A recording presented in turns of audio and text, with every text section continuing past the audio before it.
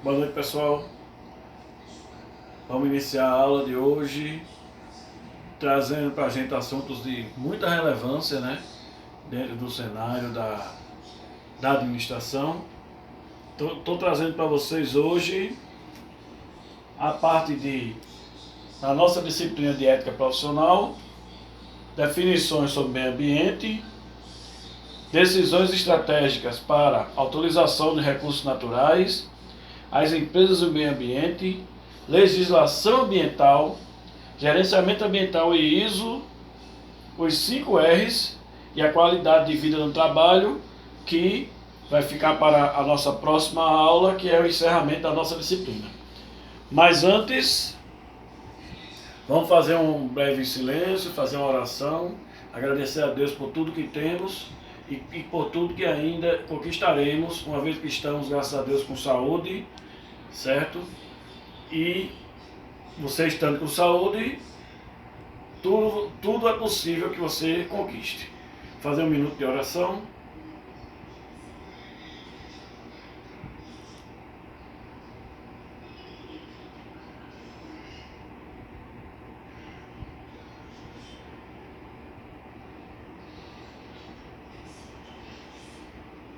Ok, pessoal?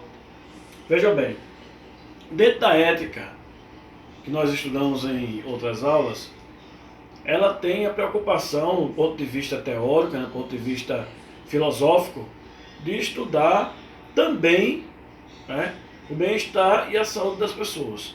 Por quê? Porque nós vimos que um dos princípios da ética é você querer também que as pessoas vivam em harmonia. Uma vez que, se você é ético em todas as suas atitudes, você, hora nenhuma, vai querer o mal de outras pessoas, considerando, né, os costumes da nossa sociedade. Então, para que exista a comunhão, para que exista pessoas trabalhando de forma ética e convivendo de forma ética, é necessário que a gente entenda e preserve a nossa casa, o meio ambiente. É necessário, eticamente falando, que a gente entenda o meio ambiente e consiga formas de preservá-lo de modo que ele consiga sobreviver. Nós iremos, no nosso foco da aula, exatamente esse. Nós teremos a primeira parte, que é a parte da explicação ambiental em si, e a segunda parte nós vamos falar da inserção e da administração das empresas dentro desse contexto. Certo? Vamos lá. O primeiro ponto que nós vamos definir é a questão do que é em si o meio ambiente. Porque se fala muito meio ambiente para lá, meio ambiente para cá, vamos preservar. Muitas vezes se usam os termos de preservação sem o entendimento realmente, tecnicamente, do que é. A gente vai muito, né, nos modismos, né, de estar repetindo as coisas. Mas estudante da administração não pode só repetir, tem que entender o que significam as coisas e ter a percepção da influência daquilo ali na sociedade e também na própria administração. Então vamos trazer a definição, uma das definições sobre o meio ambiente. Está aqui. Meio ambiente é o conjunto de unidades ecológicas que funcionam como um sistema natural. Inclui toda a vegetação, animais, micro-organismos, solo, rochas, atmosfera e fenômenos naturais que podem ocorrer em seus limites. O meio ambiente também compreende recursos e fenômenos físicos, como a água, o ar, o clima, assim como energia, radiação, descarga elétrica, magnetismo, etc. Percebam como é abrangente a definição de meio ambiente, porque do ponto de vista administrativo a gente já percebe, né? Inclusive a gente até estudou, que meio ambiente é tudo que está dentro do contexto administrativo, seja ele clientes, fornecedor, funcionários, mercadoria, vendas, tudo que envolve o dia a dia empresarial é considerado ambiente. E o meio ambiente do ponto de vista biológico também não é diferente. Tudo que faz parte do nosso planeta e que interage entre si, que interdepende um do outro, para que o planeta continue esse sistema vivo que é considerado meio ambiente. Isso do ponto de vista biológico. Existem outras definições, tá? Vou trazer mais uma agora para a gente. para a Organização das Nações Unidas, a ONU. Para as Nações Unidas, meio ambiente é o conjunto de componentes físicos, químicos, biológicos e sociais, capazes de causar efeitos diretos ou indiretos em um prazo curto ou longo, sobre os seres vivos e as atividades humanas. Meu filho, foca aqui, ó. A ONU, ela abrange um pouco mais a questão do meio ambiente, introduzindo a questão social, certo? Porque nós, seres humanos, também participamos do ambiente. Aliás, nós somos os seres pensantes que mais interferimos dentro do meio ambiente. Então, não tem sentido estudar o meio ambiente sem inserir o ser humano dentro dele. Por isso que a ONU tem uma definição bastante complexa e correta, a meu modo de ver, do que é o meio ambiente, inserindo também as questões sociais, não só o ser humano em si, mas a sociedade como um todo, certo? Quando a gente vê o meio ambiente analisando por essa ótica, a gente percebe que as nossas interferências e os nossos estudos estão voltados para duas grandes esferas que estão uma dentro da outra. A preservação em si do meio ambiente, o estudo de preservação e a estruturação e o melhor meio de vida do ser humano que está dentro do meio ambiente e que interfere nele. Ok, pessoal? Então, ótima a resolução da ONU nesse sentido. Vamos trazer outras definições. Recursos naturais. Nós estamos falando do ponto de vista do meio ambiente, o que são recursos? Estamos já saindo da parte biológica, da parte da ONU, que abrange tudo, e entrando mais na área administrativa, certo? O meio ambiente, ele é a plataforma, é a base, o alicerce dos recursos naturais que são necessários para a sobrevivência humana, desde a produção até o transporte e o consumo. Mas o que são recursos naturais? São elementos existentes naturalmente no patrimônio do planeta, que o homem pode utilizar a satisfação direta ou indireta das suas necessidades. Tudo que pode ser utilizado pelo homem para produzir, para consumir, para abranger suas necessidades e desejos, são considerados recursos naturais, certo? E os recursos naturais, eles são divididos em três grandes alas: os renováveis, os potencialmente renováveis e os não renováveis, certo? Do ponto de vista dos renováveis, a sua utilização é inesgotável. Tá focando, meu filho? A sua utilização é inesgotável e suas reservas são ilimitadas, por via de uma constante renovação. Exemplo: geotérmica, biomassa, vento, marés, ondas, etc. São recursos naturais que a Terra, por ela mesma, ela consegue se renovar. Lógico, né? Desde que não exista a interferência do homem no sentido de destruição.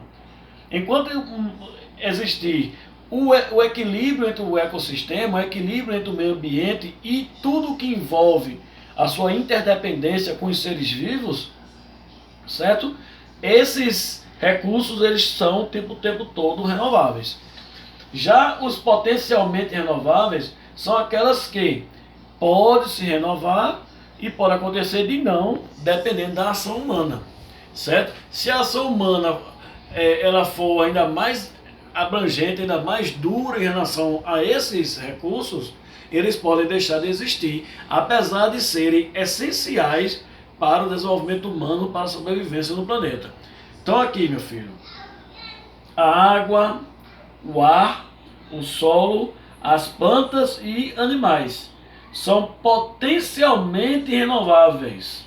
Potencialmente renováveis. Isso quer dizer que precisam ser preservados, assim como os renováveis, né? Os renováveis eles fazem por natureza, mas se tiver uma ação muito brusca do ser humano, pode ser que ele não consiga se renovar.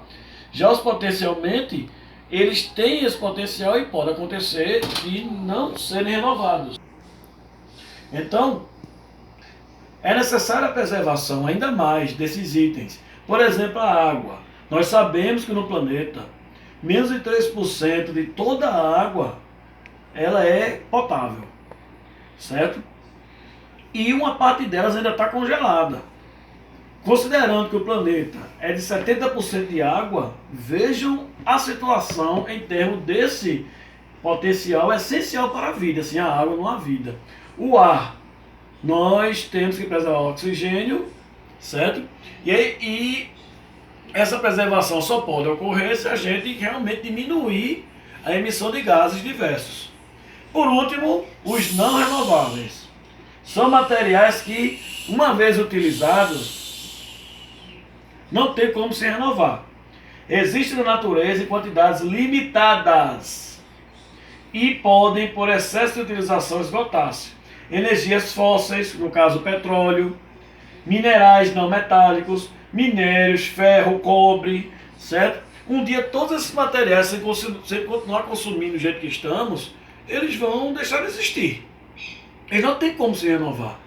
Cabe ao homem, né, à medida que ele vai se esvairindo, arranjar novas tecnologias que substituam esses materiais, certo? Diante do que a gente expôs, né, dos recursos renováveis, não renováveis e potencialmente renováveis, é óbvio que é necessário que a gente consiga preservar o meio ambiente. Só que isso é muito difícil em relação ao desenvolvimento pessoal. Então, realmente, para que esses recursos continuem, é necessária a preservação. Só que a gente entra, pessoal, num grande dilema. Porque é necessário também que exista a produção para se manter a vida humana, para se manter o progresso humano. Cada vez que a gente tem algo, algum bem, a gente necessita de outro. E a tecnologia vai avançando, a produção vai avançando também. E isso não tem como regredir no mercado globalizado, certo? Então, gente, vejam que grande dilema. Produzir mais, de modo que dê mais sustento e melhore a economia, gerando mais empregos e renda, sem destruir o meio ambiente. Isso é muito difícil e requer muito trabalho, requer muito esforço, tanto da área pública quanto da área privada, que é o que nós vamos estudar. Mas o que é preservação? Foca aqui, meu filho. Preservação do meio ambiente depende muito da sensibilização dos indivíduos de uma sociedade. A cidadania deve contemplar atividades e noções que contribuem para a prosperidade do meio ambiente. Então, para que a gente consiga ter essa responsabilidade social, para que a gente consiga ter a responsabilidade de preservação, de sustentabilidade, que é a palavra principal dentro desse contexto, que é você conseguir produzir de forma sustentável, sem destruir o meio ambiente, é necessário que se tenha a conscientização desde a base, desde a escola, desde o início do aprendizado. Por isso que se fala aqui, ó, a cidadania deve também contemplar o meio ambiente, certo? Então, desta forma, é muito importante saber instruir os cidadãos de várias cidades, através de formação nas escolas em outros locais, como estamos fazendo agora. Tem que se ter esse raciocínio, tem que se ter uma formação de base para poder se preservar o meio ambiente pela consciência e não pela punição. Diante disso, eu vou trazer para vocês agora algumas situações de destruição do meio ambiente que causam muitos problemas para a humanidade, principalmente em relação à sustentabilidade, em relação às situações de sobrevivência mesmo do ser humano. E a primeira delas, como pode mostrar aqui, ó, é a própria poluição. É um dos grandes males de destruição do pode focar, meu filho, destruição do meio ambiente, porque ela, através da emissão do CO2, entre outros gases, ela acaba com o sistema de proteção da Terra, também chamado de camada de ozônio, certo? Isso gera o famoso efeito estufa, que tenho certeza que todos vocês já ouviram falar, que é o aquecimento da Terra, certo? Os gases formam uma espécie de barreira e isso termina aquecendo a Terra porque as luzes solares não conseguem ultrapassar completamente essa barreira, ok? Nós temos também, com a ação humana, a parte de descontrole total em relação a lixo e degradação ambiental, através de você não ter um saneamento correto, não ter uma estrutura de, de escoamento e de gestão dos resíduos sólidos, que geram realmente um problema muito sério para ser administrado, como vocês estão vendo aqui na foto, certo? Temos também a parte de destruição dos mares através, Maria, pois essa preservação dos mares é essencial também para a vida, certo? É essencial para que exista a produção e exista também o ser humano como um todo. Aliás, para que exista tudo que é vida nesse planeta. O próprio planeta em si depende dos mares e rios. O terceiro, como você pode ver aqui, ó, o desmatamento, que gera também o efeito estufa e diminui também o oxigênio do planeta. Isso aqui é outra foto do desequilíbrio das cidades, que gera esgoto a céu aberto, que contamina também todo o meio ambiente. E, para a gente encerrar essa primeira parte, nós vamos trazer os países mais poluidores do mundo. Porque são os países que hoje mais poluem o mundo. E por que também enumerá-los? Vejam bem, gente. É importante entender que realmente é necessário desenvolvimento, é necessário progresso, é necessária a produção para a geração de emprego para o nível de vida. No entanto, essa geração de emprego, essa produção, ela tem que ter como princípio não produzir em si, não só ter bens, não só o consumismo em si, mas tem que ser a melhora da qualidade de vida da população. Porque os países que mais poluem no mundo, eles usam o argumento para a poluição, a produção do seu nível de vida.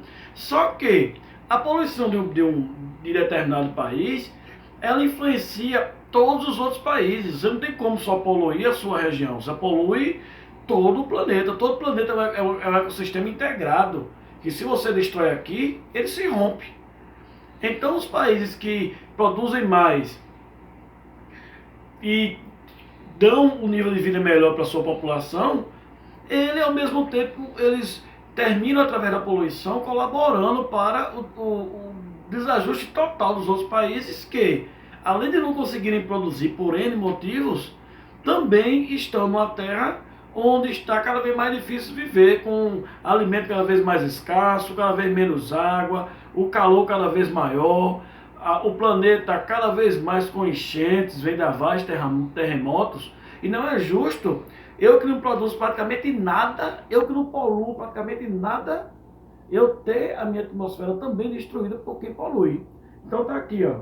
Foca aqui, por favor. Primeira posição no mundo, a China, com 6,018 milhões de toneladas de gases por ano. Isso é uma coisa absurda. Mais de 6 milhões de toneladas de gases. Os Estados Unidos da América, bem próximo, a 5,8 milhões de toneladas. Em terceiro, a Rússia, bastante distante dos dois, né, as duas grandes potências industriais do mundo, China e Estados Unidos. A Rússia tem 1,704, né, toneladas, né, e vem a Índia, Japão, Alemanha, Canadá, Reino Unido, Coreia do Sul e Irã. Perdão, tá? Aqui dá uma falha aqui, ó, é Irã, certo? Então, todos eles, os 10, conseguem poluir o equivalente ao planeta todo. Então tem que se fazer alguma coisa. Lembrando que o Brasil estaria nessa lista se ela fosse até o 12º, tá? Nós somos o 12º e sempre chegando cada vez mais perto. Ok? Vamos para frente. Quais são as consequências para o planeta?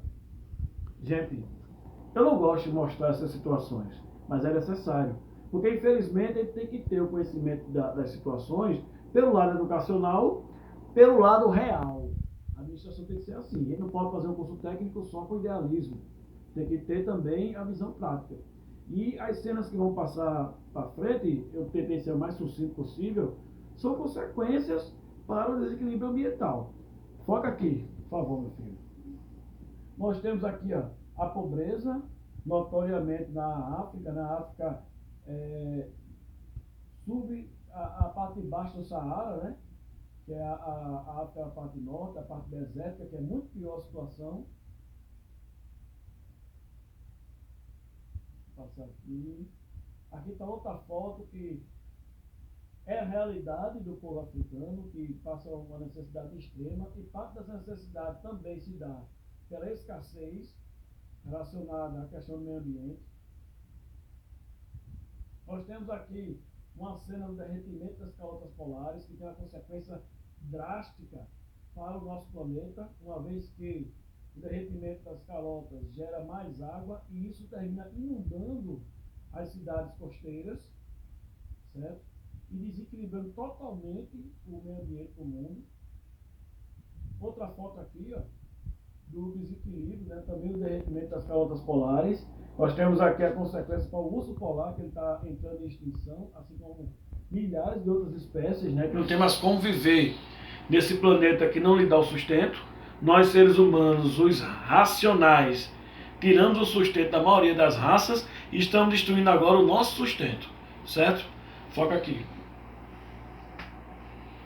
Mais uma vez, eita, eu voltei. Não, tá certo. O outro lado da moeda, tá? A seca, que acontece tanto aqui no Nordeste brasileiro, quanto em regiões diversas do mundo, principalmente na África, que essa escassez total de água se dá também, não só por sazonalidades do clima, mas também por questões do meio ambiente, do desequilíbrio ambiental. E isso é gravíssimo, porque gera uma escassez não só de água, mas de tudo que provém do sustento essencial para o ser humano. É interessante dizer que existem áreas no país hoje que, apesar de serem caracteristicamente frias, caracteristicamente de regiões temperadas, como o Rio Grande do Sul, por exemplo, existem hoje, também no Rio Grande do Sul, Santa Catarina, Paraná, áreas desertificadas. Áreas que não tem água, não tem nada, que parece um deserto, só que na região sul. Veja o que diz tempero total. Foca aqui, meu filho. Temos o oposto disso, que são as enchentes, as inundações. Aqui está a foto de um tsunami, né? Ou a simulação de tsunami. Isso se dá também pela derretimento das calotas polares e desequilíbrio da questão das águas no mundo. Perceba o tamanho da onda que veio aqui, ó, mais alto do que um prédio. Isso aí aconteceu em alguns países no ano de 2012 e foi uma verdadeira catástrofe, certo? Olha aqui a consequência do tsunami. Percebam, foca aqui, meu filho. Percebam, um navio dentro dos escombros, ó. Um navio mercante dentro do que era uma cidade. Ele foi empurrado pela onda para cima da cidade. Isso quer dizer, isso com certeza gera centenas de milhares de mortes e o desequilíbrio ambiental aumenta bastante a possibilidade de catástrofes como essa, certo? Nós temos aqui a fauna sendo destruída também. Esse animal está preso numa mancha de óleo, provavelmente por petróleo derramado no oceano. E o meio ambiente, do jeito que está se produzindo hoje, ele tem essa estrutura aqui, certo? Porque agora que a gente está trabalhando, é necessário que a gente entenda qual a influência da produção dentro desse contexto, certo? E a produção hoje em dia já foi pior, hoje nós já temos várias situações de melhora disso, mas ainda é muito linear. O que é a fabricação linear? Foca aqui, meu filho. O meio ambiente, ele tem os recursos naturais que nós já estudamos, certo? Esses recursos naturais, eles são manipulados, alterados ou ajustados através de insumos ou energia. O que é insumos? Matéria-prima da fabricação. Transforma esses recursos naturais que, através de novos insumos, eles se transformam em produtos para transporte, distribuição, uso e consumo. Aqui já estão os produtos. Ó. Só que nesse processo, o que se desprende da transformação do natural através dos insumos e energia no produto acabado são resíduos. Esses resíduos são os restos de fabricação, ainda são jogados na natureza. E aqui também nós temos, ó, os processos produtivos. que também vem dos insumos. Os recursos naturais são alterados através dos processos, e esses processos eles trazem os produtos manufaturados, que são os bens que são utilizados para consumo. Durante todo esse processo, ó, tem resíduos. E a fabricação hoje, infelizmente, joga esses resíduos no ambiente, destruindo cada vez mais o meio ambiente. Tá? A ética ambiental é a área disciplinar que reflete sobre o valor que atribuímos e devemos atribuir ao ambiente e os valores que orientam ou devem orientar nossas reações para com o mesmo. Então, chegamos ao final da primeira parte, trazendo o que a ética, a nossa disciplina, tem a ver com isso, que é a ética ambiental, que é exatamente analisar de forma filosófica e mais prática possível como é que a gente vai fazer para orientar as relações em relação ao meio ambiente de forma ética e saudável. Certo? Fiquem aí, já já eu chego com a parte 2. Até mais.